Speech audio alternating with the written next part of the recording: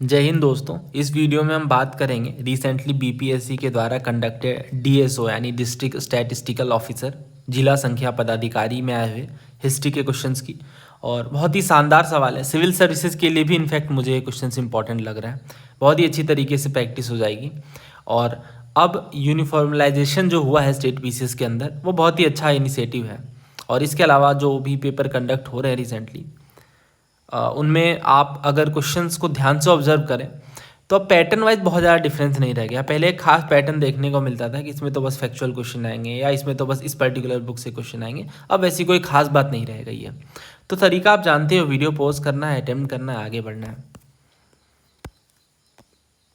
तो ये पहला क्वेश्चन है जिसमें कह रहा है कौन सा स्टेटमेंट गलत है। इस बार हिंदी और इंग्लिश दोनों में सवाल है, जैसा कि आप लोग अक्सर कमेंट करते हो, तो आप हिंदी में भी क्वेश्चन पढ़ सकते हैं।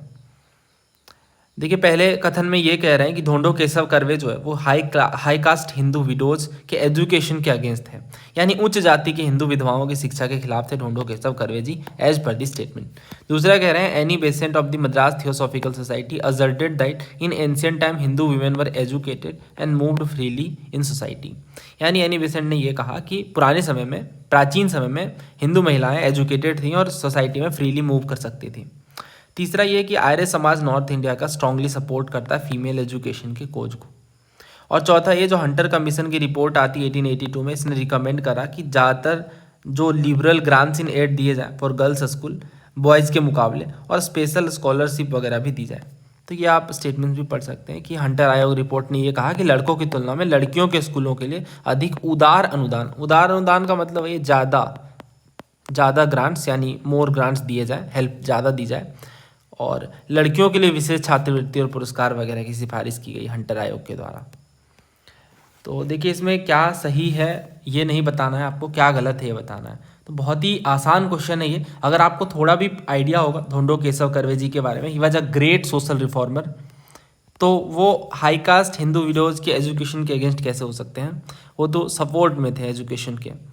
तो इस तरह से ये हो जाता है गलत, और आंसर हमारा यही ए हो जाता है। बाकी के स्टेटमेंट बिल्कुल सही है। एनी बेसेंट ने ये कहा कि प्राचीन समय में हिंदू वीमेन एजुकेटेड थी। और इसके अलावा आप देखो, कई बार हम जब थियोसॉफिकल सोसाइटी की बात करते हैं इसमें हम ये भी देखते हैं कि हर बार पास्ट को रेफरेंस बना के बात की गई कि पास्ट में चीज़ें बहुत अच्छी थी। तो थोड़ा ओवर ग्लोरिफिकेशन भी देखने को मिलता है, ये एक क्रिटिसिज्म रहता है। बाकी काम के हिसाब से देखें तो थियोसॉफिकल सोसाइटी ने बहुत ही बेहतरीन काम किया है।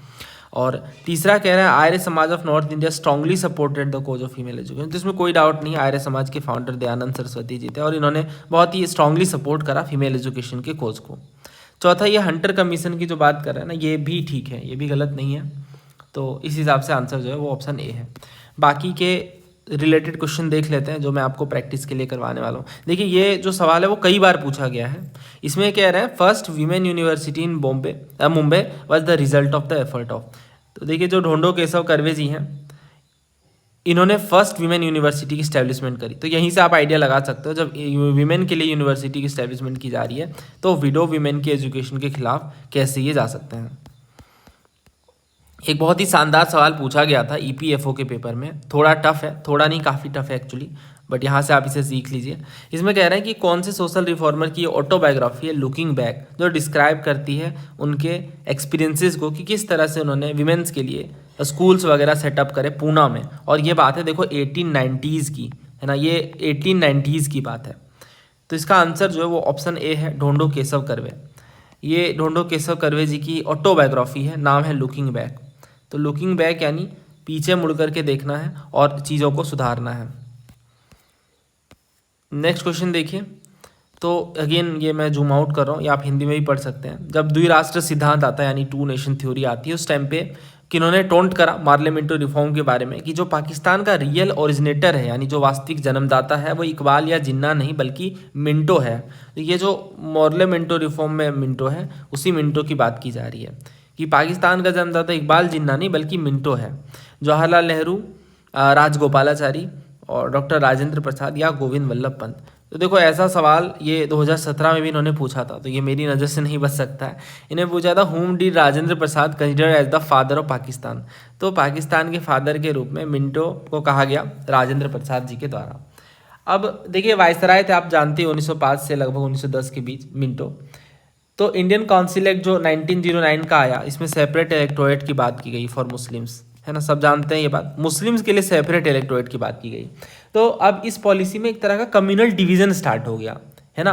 साफ तौर से समझ आ रहा है कि जब सेपरेट इलेक्टोरेट मिलता है एक पर्टिकुलर कम्युनिटी को, तो इसमें एक कम्युनल डिवीजन स्टार्ट हो जाता है, और फूट डालो, राज करो, डिवाइड एंड रूल पॉलिसी, ये सब चीज़ें देखने को मिलती हैं। तो इसी वजह से राजेंद्र प्रसाद जी ने स्ट्रांगली क्रिटिसाइज करा कि ये पर्टिकुलर मूव बहुत ही गलत है, और पार्टीशन की एक तरह से शुरुआत है, जड़ें हैं ये, है ना, रूट्स है for the culmination and creation of Pakistan, right.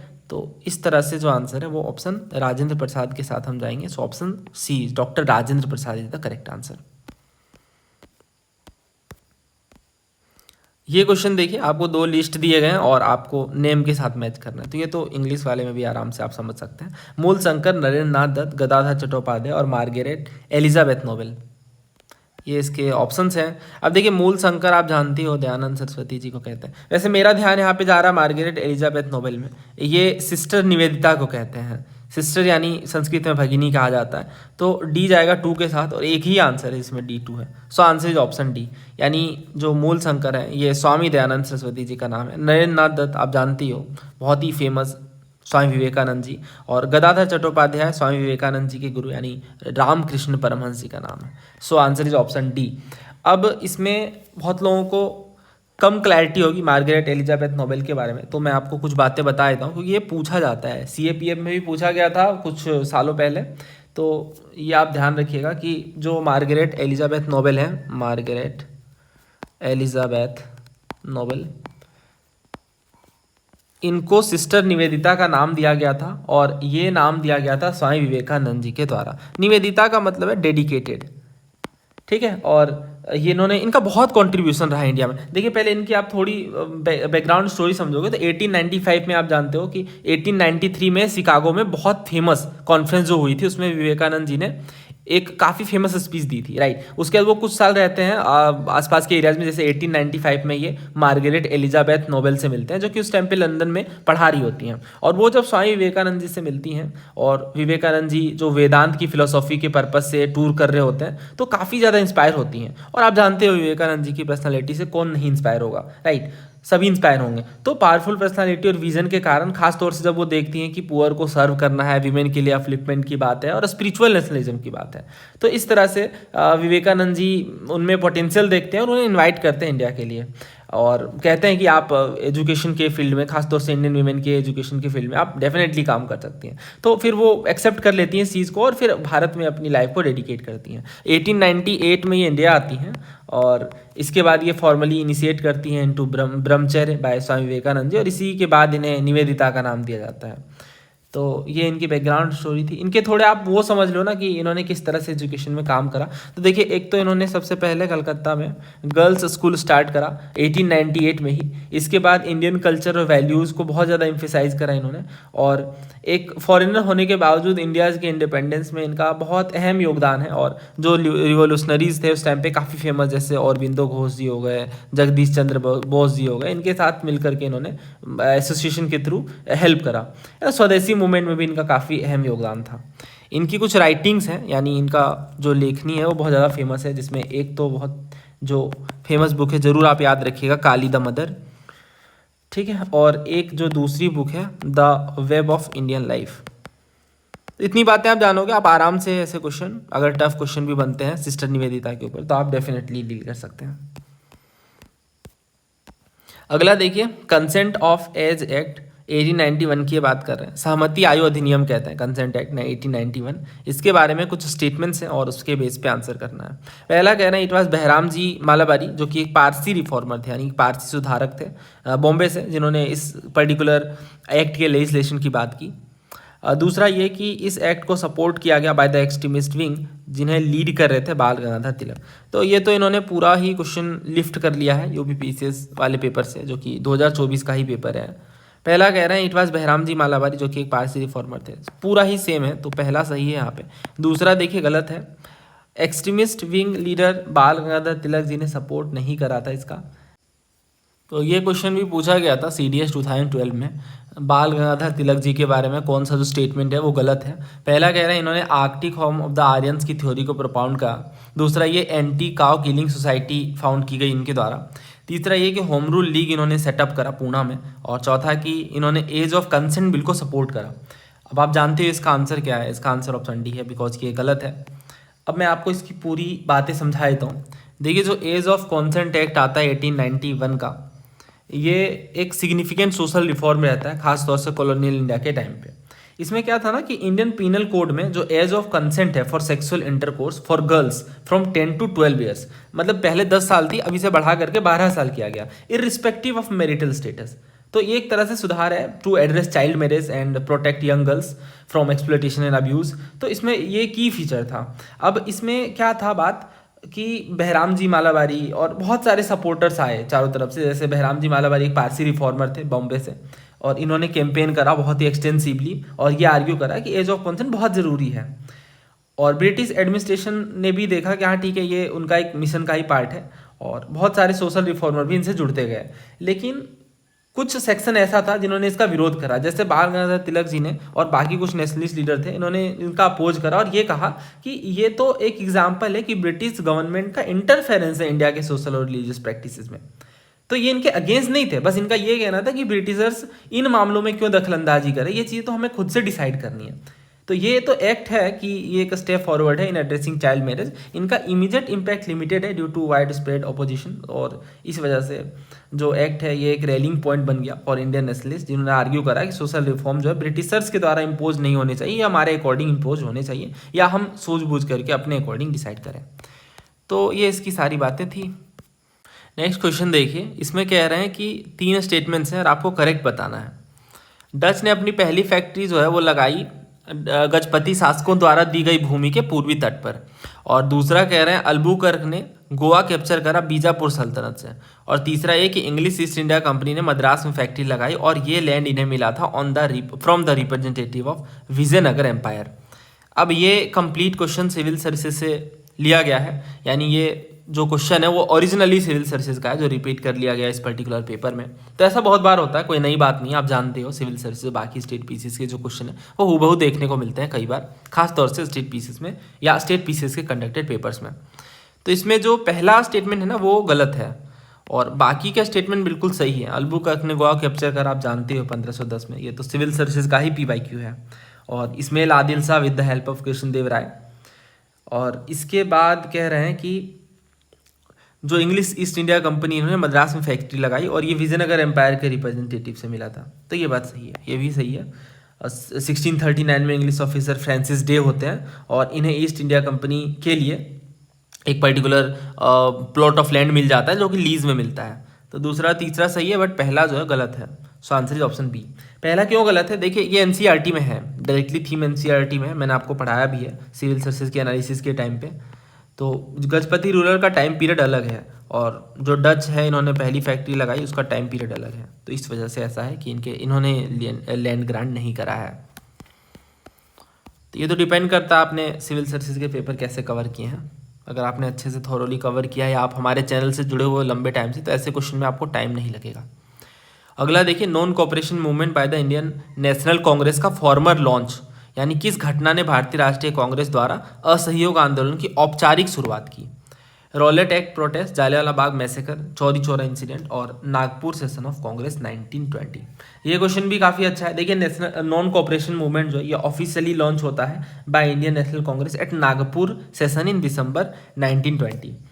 बाकी गलत है। देखिए रोलेट एक्ट की बात करें तो ये तो अप्रैल 1919 में आता है, और ये जो प्रोटेस्ट है ये इस मूवमेंट से पहले का है, और हालांकि बैकग्राउंड को एक तरीके से क्रिएट करने में इनकी हेल्प है, बट फॉर्मल लॉन्च के लिए तो बिल्कुल नहीं। जालियांवाला बाग मैसेकर की बात करें तो अगेन ये भी टाइम पीरियड इनका अलग है, ये अप्रैल 1919 की बात है, 13 अप्रैल 1919 की। और चौरी चौरा इंसिडेंट तो फरवरी 1922 की बात है, बट यहाँ पे जो पर्टिकुलरली नागपुर सेशन है 1920 में होता है। उसी टाइम पे नॉन कोऑपरेशन मूवमेंट लॉन्च किया जाता है फॉर्मली, और कांग्रेस ने नॉन कोऑपरेशन मूवमेंट के रेजोल्यूशन को एक्सेप्ट करके ये कहा जाता है कांग्रेस के द्वारा कि स्वराज अब हमारा गोल है, और अब ये मेंबरशिप को भी एक्सपेंड कर देते हैं ताकि ज़्यादा लोगों को जोड़ सकें। और मूवमेंट स्टार्ट होता है स्कूल के बॉयकॉट से, फॉरेन गुड्स वगैरह का बॉयकॉट, लॉ कोर्ट वगैरह का बॉयकॉट। तो इस तरीके से स्टार्ट होता है। अगला देखिए, permanent settlement was introduced in 1793 by Lord Cornwallis in. तो स्थायी बंदोबस्त कॉर्नवालिस द्वारा कहाँ लागू किया गया? तो सुपर इजी क्वेश्चन, इसका आंसर है बंगाल, बिहार और उड़ीसा। मद्रास नहीं, मद्रास क्यों नहीं? बिकॉज देखिए मद्रास प्रेसिडेंसी में तो रियायतवारी थी, तो इस वजह से ये गलत हो जाता है। और ये मैंने आपको पढ़ाया भी है कंप्लीट, इस पर आपको सेपरेट वीडियो मिल जाएगी, परमानेंट सेटलमेंट पे, रियायतवारी पे और महालवारी पे, और सारे PYQs। उस वीडियो को आप ज़रूर रेफ़र करिए। वो वीडियो रेफ़र करने के बाद आपके ये क्वेश्चन कभी गलत नहीं होंगे। टेबल के साथ मैंने इन चीज़ों को समझाया है और बहुत ज़्यादा इंपॉर्टेंट है ये। इसमें कुछ ज़्यादा एक्सप्लेन करने को है नहीं, आप जानते हो कि ये 1793 में स्टार्ट होता है, कॉर्नवालिस लेके आता है, और ज़मींदारी सिस्टम का ही दूसरा नाम है। बंगाल, बिहार, उड़ीसा वाले रीजन में ये मोस्टली देखने को मिलता है। और इस पर हमने ना NCERT भी पूरी डिस्कस करी है, तो आप उसकी मदद भी ले सकते हैं परमानेंट सेटलमेंट के ऊपर। हाँ, ये देखिए colonialism and the country side वाला चैप्टर है, मैंने कंप्लीट आपको बताया था 1797 में किस तरह से ऑक्शनिंग होती है।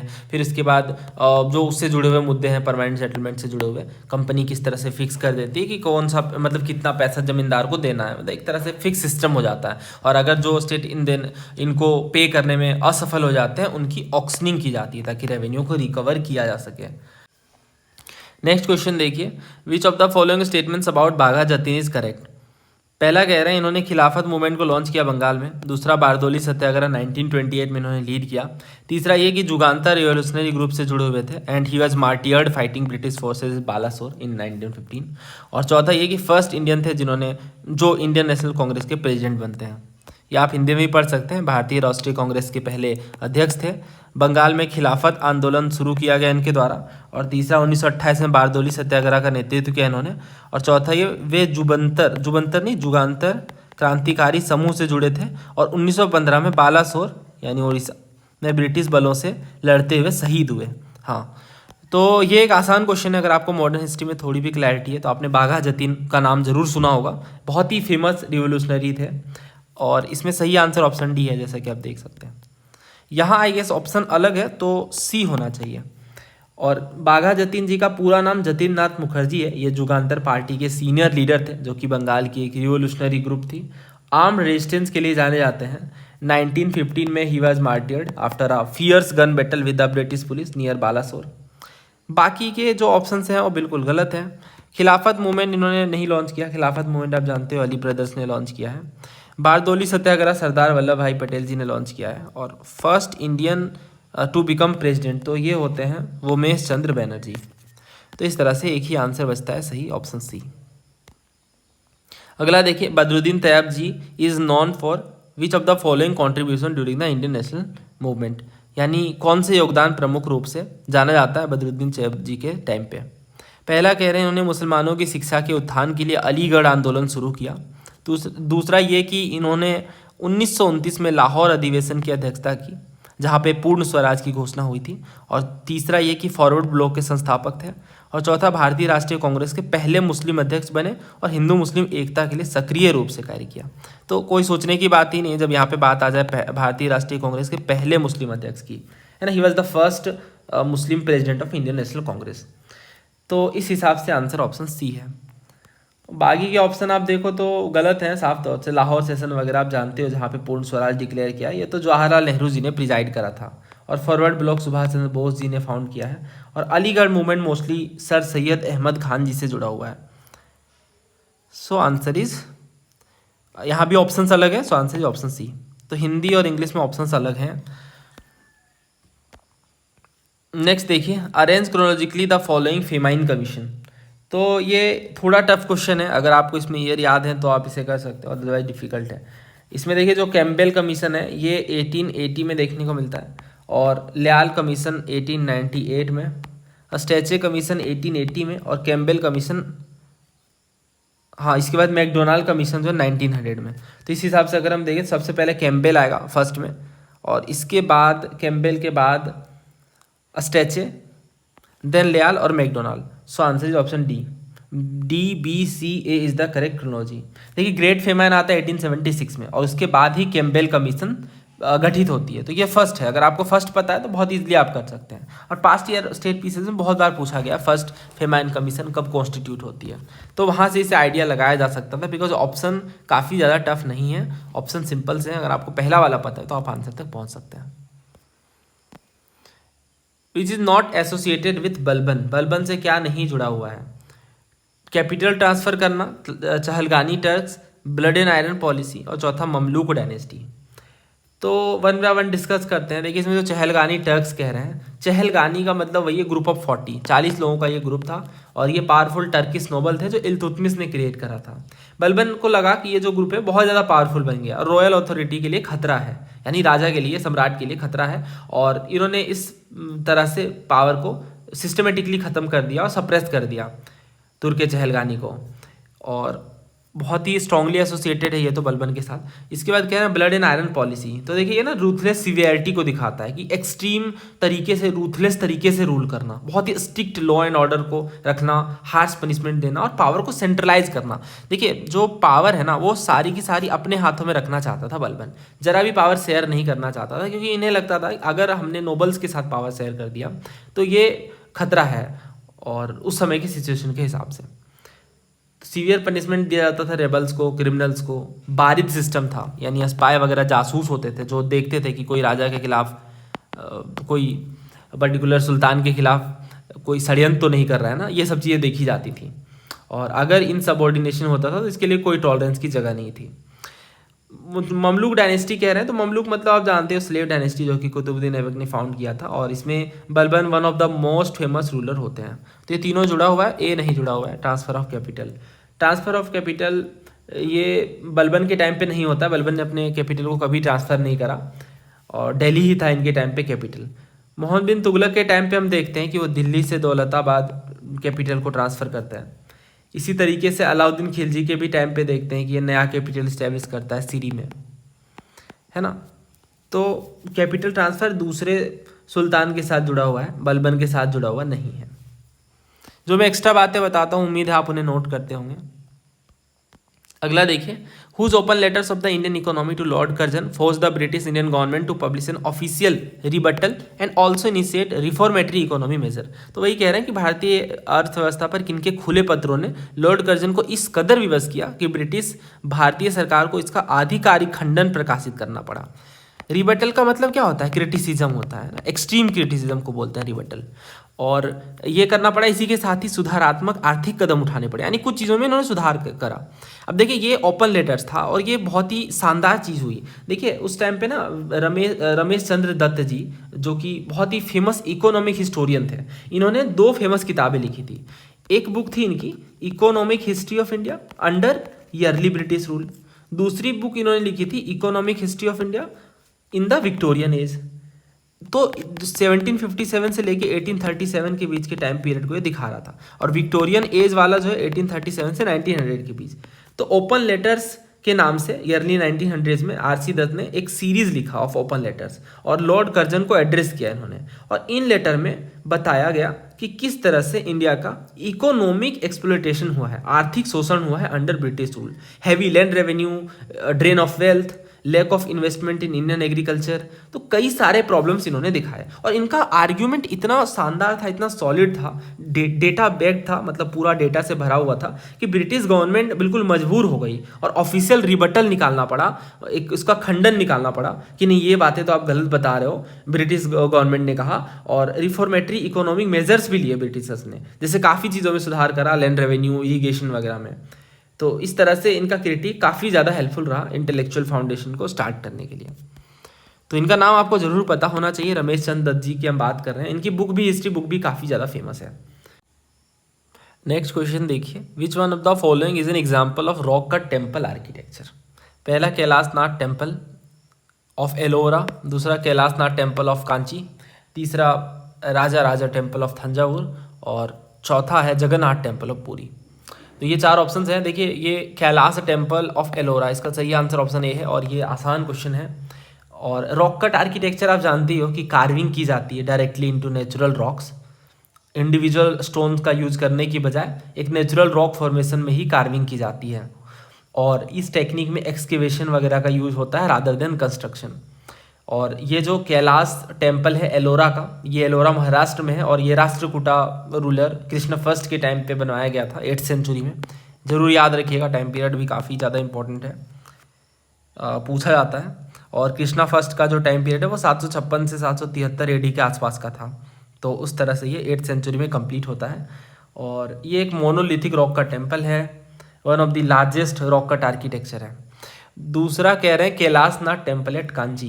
देखिए पल्लवाज ने बनवाया है और ये एक स्ट्रक्चरल टेम्पल है, सैंडस्टोन ब्लॉक्स वगैरह का यूज करके इसे कंस्ट्रक्ट किया गया, ये रॉक कट नहीं है। राजराज टेम्पल ऑफ थंजावुर, देखिए राजाराज चोल ने बनवाया है 11th सेंचुरी में, और ये बृहदेश्वर टेम्पल का ही दूसरा नाम है राजाराज टेम्पल। तो ये भी एक तरह का स्ट्रक्चरल टेम्पल है ना, आपने नाम जरूर सुना होगा बृहदेश्वर टेम्पल का, काफ़ी फेमस है, थंजावुर में है। और इसके बाद चौथा कह रहे हैं जगन्नाथ टेम्पल ऑफ पुरी, तो ये अनंत वर्मन चोटगंगा ने बनवाया है 12th सेंचुरी में, ये भी स्ट्रक्चरल टेम्पल है। So answer is option A. अगला देखिए कह रहे हैं कि Kalinga war is described in which rock edict of Ashoka. तो ये आसान सवाल है, रॉक एडिक्ट 13 की बात है, हर जगह पे कवर्ड है ये। और अगर आप बहुत अच्छे से कवर करना चाहते हैं रॉक एडिक्ट्स वगैरह को, तो ये हमारी एक वीडियो है 1 साल पहले पोस्ट की गई है, इस तरह से इसका टाइटल है और ये थंबनेल है। इससे आप जाकर 70+ PYQs प्रैक्टिस कर सकते हैं जो कि पूछे गए हैं खास तौर से इस पर्टिकुलर टॉपिक में, यानी रॉक एडिक्ट्स में। नेक्स्ट क्वेश्चन देखिए, which of the following sites has yielded a short inscription written in Harappan script with huge alphabet. तो किस स्थल से हड़प्पा लिपि में बड़े अक्षरों वाला एक संक्षिप्त अभिलेख प्राप्त हुआ है? इसका सही आंसर धोलावीरा है, और जो भी सोर्सेज आप फॉलो करोगे उनमें ये मिलेगा, जहाँ भी हड़प्पन सिविलाइजेशन की बात आती है हम ये जरूर कवर करते हैं कि किस साइड से क्या मिला है। तो जो धोलावीरा है उनमें एक लार्ज साइन बोर्ड मिला है जो कि नॉर्दर्न गेटवे में देखने को मिला। इनमें 10 लार्ज सिंबल है और ये सिंबल काफ़ी बड़े हैं, इसलिए दूर से ही ये विजिबल होते हैं। सो answer is a. Next question देखिए, तो 2 स्टेटमेंट दिए गए आपको शेर शाह के एडमिनिस्ट्रेशन के बारे में और आपको करेक्ट बताना है। पहला कह रहे हैं कि जो शेर शाह का एम्पायर है वो 47 सरकार में डिवाइडेड था। दूसरा ये कि जो चीफ सिकदार जो लॉ एंड ऑर्डर को मैनेज करते हैं और जो चीफ मुंसिफ यानी जज हैं, ये 2 ऑफिसर इंचार्ज थे हर एक सरकार के एडमिनिस्ट्रेशन में। दूसरा ये कह रहे हैं प्रत्येक सरकार सेवरल परगना में डिवाइडेड था। ठीक है, तो दोस्तों यहाँ पे ये जो क्वेश्चन है वो शेर शाह सूरी के एडमिनिस्ट्रेशन से जुड़ा हुआ है। तो थोड़े PYQs हम देखते हैं इस पे रिलेटेड, उसके बाद हम इनको डिटेल में डिस्कस कर लेंगे। पहला कह रहे हैं, इसमें देखिए CDS का ये क्वेश्चन है। पहला कह रहे हैं कि एम्पायर को सरकार में डिवाइड किया गया और सरकार फर्दर सब डिवाइडेड था परगना में, यानी सरकार एक बड़ी यूनिट है और इसके अंदर जो है वो परगना देखने को मिलता है। दूसरा ये कह रहे हैं सरकार and pargana were directly administered by Sher Shah without the help of any other official, यानी बिना किसी ऑफिशियल की मदद के ही सरकार और परगना एडमिनिस्टर किया जा रहा था। अब देखिए कोई भी चीज़ डिवाइड की जाती है तो क्यों की जाती है? ताकि उस पर सेपरेट तरीके से काम किया जा सके। तो उसी तरह से सरकार और परगना को डायरेक्टली एडमिनिस्टर शेर शाह नहीं कर रहे थे, बहुत सारे ऑफिसर हैं जो ये काम कर रहे थे। सो आंसर यहाँ पे ए है, 1 ओनली। अब आप देखो एक चीज़ तो आप समझ गए होगे, सरकार एक बड़ी यूनिट है और इसके अंडर परगना देखने को मिलता है। तो सिविल सर्विस में एक क्वेश्चन इन्होंने पूछा था कि मेडिवल इंडिया के रेफरेंस में आप बताइएगा कि कौन सा करेक्ट सीक्वेंस है असेंडिंग ऑर्डर का, यानी छोटे से बड़े हुए आपको चलना है। तो यहाँ पे हमने देखा कि परगना के बाद सरकार आता है। सरकार एक बड़ी यूनिट है और सरकार एक सरकार के अंदर काफ़ी सारे परगना है। सो आंसर यहाँ पे ए है, बिकॉज और कहीं भी आपको परगना के बाद सरकार नहीं देखने को मिल रहा है। तो CDS के PYQ से भी सिविल सर्विसेज के क्वेश्चन सॉल्व होते हैं। अब इसकी अगर बात करें खास तौर से तो समझ लेते हैं इसे। तो शेर शाह सूरी के एडमिनिस्ट्रेशन की बात करते हैं। देखिए ये पहली चीज़ आपको समझनी है, टाइम पीरियड। तो ये कौन सा टाइम पीरियड था? ये जो टाइम पीरियड है शेर शाह सूरी का वो 1486 में इनका जन्म होता है और 1545 में डेथ हो जाती है। सूर डायनेस्टी के फाउंडर हैं और सेकेंड अफगान एम्पायर, क्योंकि लोधीज पहले अफगान थे, ये भी ध्यान रखिएगा, लोधी के बाद ये सेकेंड अफगान थे। और ओरिजिनल नेम शेर शाह सूरी का फरीद था। हसन खान के सन थे जो कि सासाराम के जागीरदार थे उस टाइम पे। ये सब कुछ बेसिक बातें हैं जो आपको पता होगा। देखिए इसमें ना 1-2 क्वेश्चन और बनते हैं, वो मैं आपको बता देता हूँ शेर शाह सूरी से रिलेटेड। थोड़ा टाइम लगेगा बट एक बार आप समझ लेंगे तो फिर आपके सारे पॉइंट्स कवर हो जाएंगे यहाँ पे। देखिए ये मुगल एम्पायर हुमायूं के साथ कॉन्फ्लिक्ट में आते हैं और शेर शाह का टाइटल ये कब लेते हैं? जब ये हुमायूं को डिफीट कर देते हैं in the battle of Chausa. तो चौसा का बैटल होता है, बैटल ऑफ चौसा, और इसी के बाद ये टाइटल लेते हैं शेर शाह का, क्योंकि इसमें हुमायूं को डिफीट करते हैं। इसके बाद ये दोबारा कन्नौज का बैटल होता है और इसमें दोबारा ये हुमायूं को हराते हैं। तो शेर शाह हुमायूं को भगा देते हैं और फिर ये हुमायूं सिंध चले जाते हैं उस टाइम पे, और हुमायूं को एक्सपेल करने के बाद ये अपने पावर को, पोजीशन को बहुत स्ट्रॉन्ग कर लेते हैं और मालदीव के राजा को बैटल ऑफ सामेल में हराते हैं और बहुत सारे आसपास के राजाओं को ये डिफीट करते हैं। लेकिन देखिए किस्मत को कुछ और मंजूर होता है।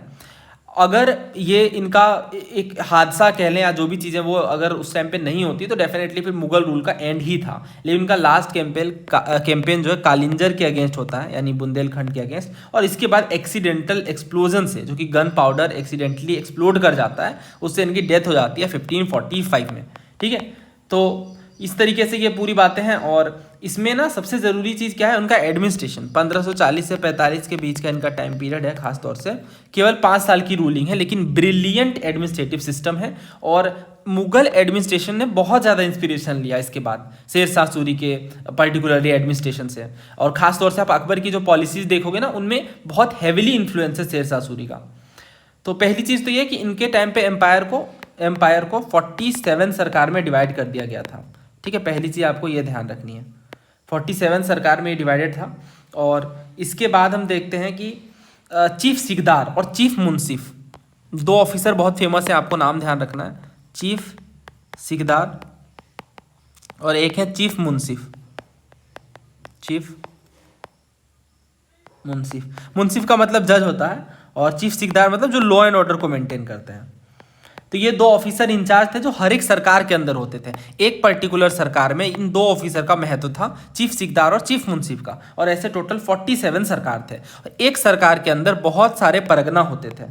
ठीक है, जो अभी मैंने आपको बातें समझाई। सिकदार मिलिट्री ऑफिसर हैं, आर्मी लैंड रेवेन्यू को देख रहे हैं, फोटेदार ट्रेजरी देख रहे हैं, कारकुन्स होते थे जो अकाउंटेंट्स होते थे। तो ये एक परगना के अंदर इतने सारे ऑफिसर्स होते थे। तो यहाँ पे जो स्टेटमेंट था सीडीएस वाले में कि सारा एडमिनिस्ट्रेशन शेर शाह सूरी देख रहे थे, ये गलत है। प्रत्येक परगना में बहुत सारे ऑफिसर्स हैं। इसके बाद एक पर्टिकुलर सरकार में दो मेजर ऑफिसर हैं, चीफ सिकदार और चीफ मुंसिफ, जो कि सारी चीज़ें मैनेज करने का काम कर रहे हैं। और राजा के साथ आप देखो तो 4 मेजर इंपॉर्टेंट मिनिस्टर होते थे, जिसमें 4 इंपॉर्टेंट मिनिस्टर होते थे जो हेल्प करते थे शेर शाह सूरी को।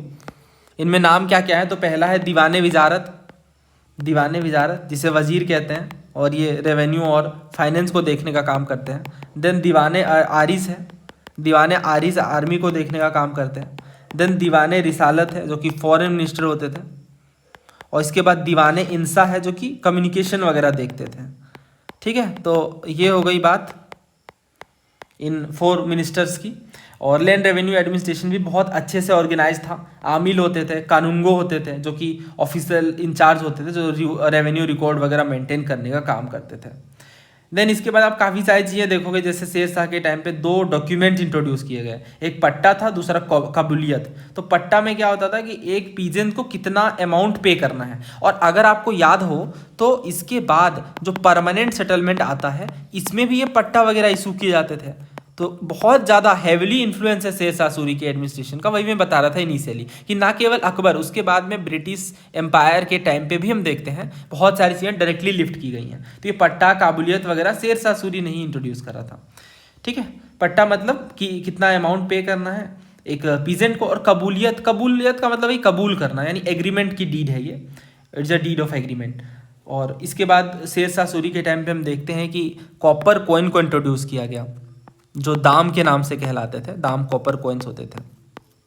तो ये तो डायरेक्ट पूछ लेते हैं। इसके बाद ये पहले ऐसे रूलर थे जिन्होंने सिल्वर रुपया को इंट्रोड्यूस करा, है ना, ये भी पूछा जाता है। और गोल्ड कॉइन, अशरफी, मोहर जिसे कहते हैं, ये सब चीज़ें इंट्रोड्यूस की गई।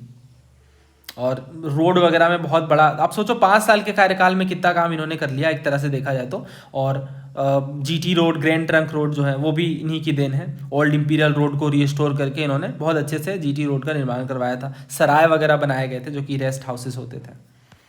खैर अभी हम इस पे आते हैं दोबारा। तो अब आप देखो प्रत्येक एम्पायर में 47 सरकार थे, सही बात है। चीफ सिकदार जो कि लॉ एंड ऑर्डर देखने का काम करते थे, और दूसरा कह रहे हैं कि चीफ मुंसिफ, जो बातें अभी मैंने आपको बताई हर एक सरकार के अंदर ये होते थे, 2 मेजर ऑफिसर।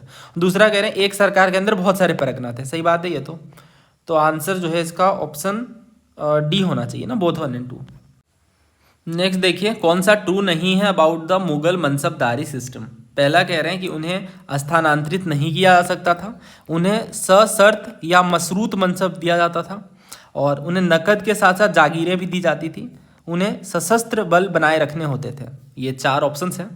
पहला कह रहे हैं they could be given conditional और मशरूत मनसब, they were paid in cash as well as jagir, maintain arm forces और they could not be transfer. देखिए गलत बताना हमें, तो देख लेते हैं। पहले मनसबदारी सिस्टम पर आपको सेपरेट वीडियो मिल जाएगी चैनल में, आप वो भी रेफर कर सकते हैं। तो अकबर इंट्रोड्यूस करते हैं मनसबदारी सिस्टम को, और इसमें क्या था ना कि हर एक ऑफिसर, जिसे मनसबदार कह रहे हैं हम, मनसबदार, उन्हें एक रैंक मिलती थी जिसे मनसब कहते थे, और लोएस्ट रैंक 10 थी और हाईएस्ट रैंक 5000 थी। बट जो रॉयल ब्लड के लोग थे उनके साथ एक्सेप्शन है। फॉर एग्जांपल जैसे राजा मान सिंह हो गए, मिर्जा अजीज कोका, इन्हें 7000 रैंक मिली थी। तो दैट मीन्स यहाँ पे अगर वो पूछ दें कि मैक्स रैंक 5000 ही थी, तो ऐसा नहीं है, एक जनरल आइडिया लेकर के चला गया था 5000, बट इससे ज़्यादा भी रैंक दी जा रही थी। और सबसे ज़रूरी बात आपको ये समझनी कि जो मनसब रैंक दी जा रही है ना, ये हेरेडिटरी नहीं है, यानी राजा का बेटा राजा नहीं बनेगा। कुल मिलाकर के बात ये है कि जो मनसब रैंक है वो हेरेडिटरी नहीं है। दैट मीन्स जितने भी अपॉइंटमेंट्स और प्रमोशन या फिर डिसमिसल्स वगैरह हो रहे हैं, ये डायरेक्टली एम्पेरर करते थे, यानी अकबर के द्वारा ही डायरेक्टली मनसब को अपॉइंट किया जाता था या डिसमिस किया जाता था। अब जब हमने रैंक की बात की ही है, तो आपको एक बात और समझनी होगी कि रैंक को 2 कैटेगरी में डिवाइड किया जाता था। कौन सी 2 कैटेगरी थी? एक थी जाट, दूसरी थी सावर। जाट का मतलब क्या है? पर्सनल स्टेटस, यानी इसी के बेस पे सैलरी डिसाइड होगी। और सावर क्या है? सावर का मतलब है कितने कैवेलरी मैन मेंटेन करके चलने एक मनसबदार को। ये सब चीज़ें मैंने बहुत डिटेल में पढ़ाई है मनसबदारी वाली वीडियो में, और बहुत सारे PYQs हमने किए हैं। CDS वगैरह में बहुत ज़्यादा पूछा जाता है जाट और सावर के बारे में। ये तो आसान क्वेश्चन है, इसमें खास तौर से आप देखो तो इसमें यही कह रहे हैं कि उन्हें आर्म फोर्सेस मेंटेन करने हैं, they could not be transfer. तो ये तो गलत हो गया ना, जब हमने देखा कि ये हेरेडिटरी नहीं है, एम्पेरर डिसाइड करेंगे कि किन्हें रखना है, किन्हें हटाना है, किन्हें ट्रांसफ़र करना है, तो ये चौथा गलत हो जाता है। और आप सोचो ना, ये क्या लॉजिकली सही है? अगर कोई भी ऑफिसर राजा के अंदर है तो क्या उन्हें ट्रांसफ़र नहीं किया जाएगा? ये तो राजा के हाथों में बात होगी ना, तो ये गलत है। बाकी आप देखो, दे कुड बी गिवन कंडीशनल और मशरूत मनसब, ये बात सही है, इन्हें कंडीशनल या मशरूत मनसब दिया जा सकता था, और कैश में भी पेड किया जाता था और जागीर में भी, और आर्म फोर्सेस इन्हें मेंटेन करने होते थे। देखिए जागीर जब आप समझोगे तो यहाँ पे जागीरदारी सिस्टम आपको समझना होगा। सल्तनत पीरियड में इक्ता होता था, वही मॉडिफाई हो जाता है जागीर के रूप में मुगल्स के टाइम पे। और जो जागीरदारी सिस्टम है, ये एक तरह से क्या था कि assignment of revenue of a particular territory to the noble, यानी जो काम कर रहे हैं ना नोबल, उन्हें टेरिटरी दी जाती थी सैलरी के बदले। बस यही है जागीरदारी सिस्टम, क्योंकि जागीर का मतलब क्या, एक तरह से लैंड जो दी जा रही है। ठीक है, अब मैंने कंप्लीट समझाया जमींदारी, जागीरदारी, इससे रिलेटेड जितने भी कॉन्सेप्ट्स हैं उन्हें आप अलग से कवर कर लीजिए। नेक्स्ट देखिए, who among the following cater to the needs of the royal household during the Mughal period, यानी मुगल काल में निम्नलिखित में से कौन शाही परिवार की आवश्यकताओं की पूर्ति करता था। तो देखिए ये हमने कवर किया है। हमने क्या, ये तो हर जगह पे आपको ऑलमोस्ट कवर मिल जाएगा जहाँ भी एडमिनिस्ट्रेशन की बात आएगी। और अकबर के टाइम पे एडमिनिस्ट्रेटिव सिस्टम के ऊपर जो क्वेश्चन आते हैं वो मोस्टली इन्हीं में बेस्ड होते हैं, जैसे जो डिपार्टमेंट का नाम है या उससे रिलेटेड जो ऑफिसर्स हैं उनसे रिलेटेड क्वेश्चन आते हैं। तो ये मैं आपको समझा देता हूँ। देखिए जो मुगल है, इन्होंने बहुत सारा जो फीचर है वो डायरेक्टली शेर शाह सूरी के एडमिनिस्ट्रेशन से और दिल्ली सल्तनत से लिया, ये बात मैंने आपको बता दी थी। अब सेंट्रल एडमिनिस्ट्रेशन कैसा था वो देखिए, तो एम्पेरर जो है वो सुप्रीम हेड होते थे एडमिनिस्ट्रेशन के, इसमें कोई डाउट नहीं है। यानी जितने भी डिसीजन है, फाइनल डिसीजन है, वो सारा राजा ही लेंगे, एम्पेरर लेंगे। और जितने भी जुडिशियल फंक्शन है, मिलिट्री फंक्शन है, जितने भी जो भी ऑफिसर है, वो सारा पावर एंड पोजीशन इनसे ही लेते हैं, एम्पेरर से ही। इसके बाद वजीर की बात आएगी, तो वजीर कैसा है पोजीशन इनका, तो आप कह सकते हो ये प्रिंसिपल लिंक है between the ruler and the administrator.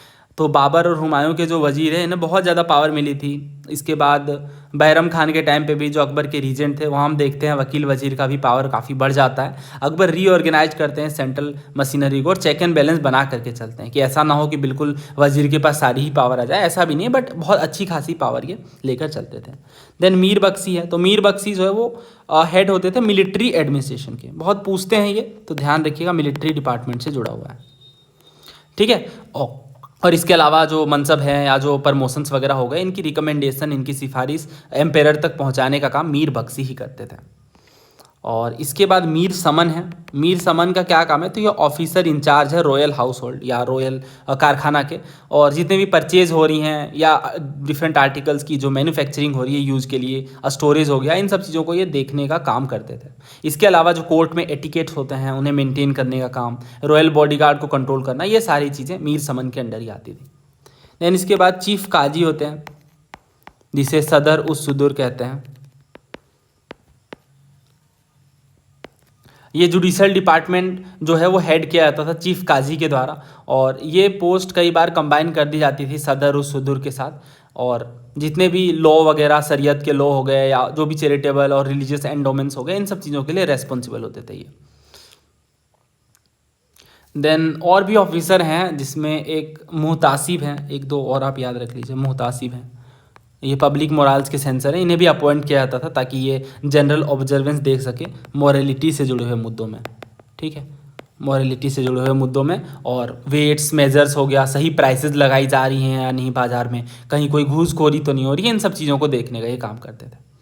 तो ये बात हो गई। अब देखो मैंने ये सारी चीज़ें बता ही दी हैं, तो प्रोविंशियल एडमिनिस्ट्रेशन भी आपको समझा देता हूँ। सबसे पहले आप जानते ही हो सूबा आता है, जिसे प्रोविंस कहते हैं, इसे हेड कौन करते हैं, सूबेदार यानी गवर्नर। इसके बाद सरकार आता है, सरकार के बाद परगना, परगना के बाद विलेज, है ना, अभी हमने पढ़ा था ये। परगना को हेड करने का काम सिकदार करते हैं, और सरकार को हेड करते हैं फौजदार और अमल गुजार। अकबर के टाइम पे फौजदार का काम है लॉ एंड ऑर्डर को मैनेज करना, और अमल गुजार जो है वो असेसमेंट और कलेक्शन करते हैं लैंड रेवेन्यू का। तो आंसर क्या है यहाँ पे, रॉयल हाउस होल्ड की बात करी इन्होंने, तो आंसर ऑप्शन डी मीर समन। तो इतने सवाल थे हिस्ट्री में। उम्मीद है आपको इस वीडियो से कुछ नया सीखने को मिला होगा, और अगर आपका कोई राय अथवा सुझाव है तो आप कमेंट बॉक्स में लिख सकते हैं। और अगर आप किसी स्टेट पीसीएस या सिविल सर्विसेज के लिए प्रिपेयर कर रहे हैं और बैच से जुड़ना चाहते हैं तो समग्र बैच से आप जुड़ सकते हैं, और इसकी जो डिटेल्स है वो कमेंट बॉक्स में पिंड है। इसके अलावा ये हमारा नंबर है, यहाँ से भी आप ज़्यादा जानकारी ले सकते हैं थ्रू व्हाट्सएप और टेलीग्राम। धन्यवाद, जय हिंद।